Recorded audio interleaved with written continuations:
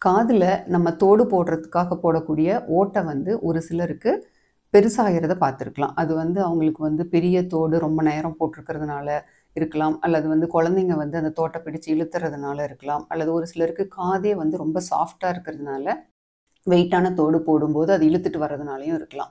இது வந்து கொஞ்சம் ஏர்லி ஸ்டேஜ்லயே நம்ம வந்து ரிப்பேர் பண்ணிக்கிட்டோம்னா, நம்ம வந்து அந்த இயர் லோப ஃபுல்லா கட் பண்ணாம உள்ளேயே வந்து நம்ம கரெக்ட் பண்ணிக்க முடியும்.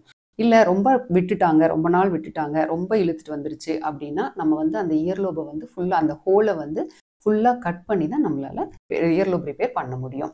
இப்ப இந்த இயர் லோப் ரிப்பேர் வந்து நம்ம லோக்கல் அனஸ்தீசியாலயே பண்ணலாம். காதுக்கு பின்னாடி சின்ன ஒரு இன்ஜெக்ஷன் குடுத்துட்டோம்னா, நம்மளுக்கு வந்து இயர் லோப்ல வந்து பெயின் எதுவும் தெரியாது. அந்த இயர் ஹோல் பெருசான எட்ஜஸ வந்து நம்ம ட்ரிம் பண்ணிட்டு, அத வந்து நம்ம ஒரு ஃபைன் சூச்சர்ஸ் கொண்டு முன்னாடி, பின்னாடி 2 பக்கமும் தையல் போடலாம். அல்லது இப்ப வந்து நம்ம வந்து க்ளூ கூட யூஸ் பண்ணி நம்ம வந்து இந்த இயர் லோப்ப வந்து நம்ம சூச்சர் இல்லாம நம்ம க்ளூலயும் நம்ம வந்து அத கரெக்ட் பண்ண முடியும்.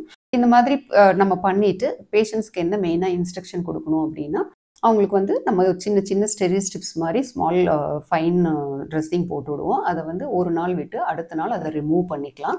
ரிமூவ் பண்ணிட்டு பாத் எல்லாம் எடுத்துக்கலாம். ஆனா ஒரு தடவ பாத் எடுத்துக்கிட்டதுக்கு அப்புறமும் அதுல வந்து ரொம்ப ஈரம் கோக்காம நம்ம வந்து ஒத்தி எடுத்துட்டு ட்ரையா வச்சுக்கிறது நல்லது.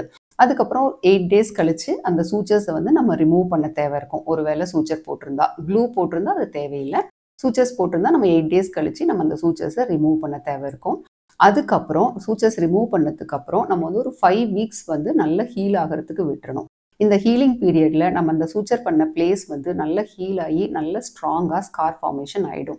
அதுக்கப்புறம் நம்ம அகைன் வந்து இயர் பியர்ஸ் பண்ணும்போது லோக்கல் அனஸ்தீசியா குடுத்துட்டு, நம்ம இயர் பியர்ஸ் வந்து பண்றது வந்து பழைய நம்ம வந்து சூச்சர் பண்ண லைன்லயே வந்து நம்ம பியர்ஸ் பண்ணாம, கொஞ்சம் தள்ளி நம்ம பண்ணும்போது, மறுபடியும் அகைன் வந்து அந்த வீக் பாயிண்ட்ட மிஸ் பண்ணி நம்ம குத்தும்போது, அகைன் வந்து அது சீக்கிரம் இழுத்துட்டு வராம கொஞ்சம் நாளைக்கு ஸ்ட்ராங்கா இருக்கும். பட் நம்ம வந்து இந்த மாதிரி டெண்டன்சி நம்ம ரொம்ப காது இழுத்துட்டு வர மாரி டெண்டன்சி இருக்கிறவங்க வந்து அதிகம் வெயிட்டான தோடு வந்து ரொம்ப நேரம் போட்டிருக்காம, ஏதாவது ஃபங்ஷனுக்கு போறாங்க அப்படின்னா, அப்ப மட்டும் ஒரு 2, 3 ஹவர்ஸ் அந்த மாதிரி போட்டுட்டு அகைன் வந்து சிம்பிள் தோடா மாத்திக்கிறது நல்லது.